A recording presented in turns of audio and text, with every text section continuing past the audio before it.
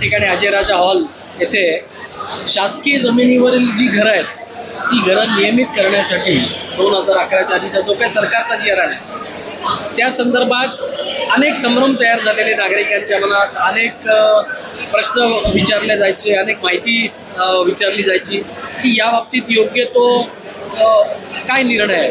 त्या संदर्भात सन्माननीय आमदार किसनराव पतोले साहेब, सन्माननीय आमच्या नगराध्यक्षा, उपनगराध्यक्षा आणि या तालुक्याचे प्रांताधिकारी शर्मा साहेब, सन्माननीय तहसीलदार पुरी साहेब या सर्वांच्या उपस्थितीत, आमचे मुख्याधिकारी मारुती गायकवाड साहेब या सर्वांच्या उपस्थितीत एक संयुक्त बैठक या शासकीय जमिनीवर राहणाऱ्या आमच्या नागरिकांसाठी आयोजित केली होती.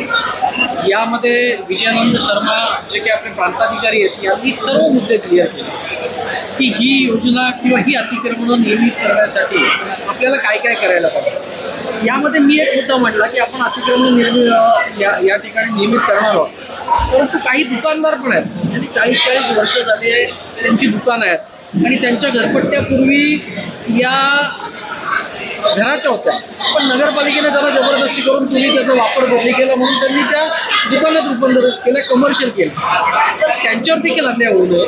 40-40 वर्ष, 50-50 वर्ष ज्यांची दुकानं आहेत, तर 2011ची जी काही दुकानं आहेत त्यांचा देखील या ठिकाणी विचार करण्यात यावा, त्या दुकानांना देखील नियमित करण्यात यावं अशा प्रकारची मी मागणी केली. त्यासाठी प्रयत्न करण्याचा आमदार साहेबांना मी या ठिकाणी विनंती केली. दुसरं महत्त्वाचं गोष्ट या ठिकाणी आहे की आता 2011ची बदलापूर शहरातली जी घरं आहेत ती सर्व नियमित होणार आहेत ज्याच्याकडे 2011च्या आधीचा कुठलाही पुरावा आहे. मग तो पुरावा त्यांच्याकडे लाईट बिल असो, त्यांच्याकडे रेशन कार्ड असो, त्यांच्याकडे घरपट्टी असो, त्यांच्या मतदार यादीत नाव असो, म्हणजे निश्चित एक प्रकारची जी टांगती तलवार शासकीय जमिनीवर राहणाऱ्या 2011च्या आधीच्या घरांची होती त्यांची ती टांगती तलवार या ठिकाणी दूर झाली. मी यासाठी सन्माननीय आमदार किसनराव पतोले साहेब जे या समितीचे अध्यक्ष आहेत त्यांना मनापासून धन्यवाद देतो की साहेब आपण ही मीटिंग लावून एक पुढची दिशा ठरवण्याची आम्हाला या ठिकाणी आदेश दिला आहे.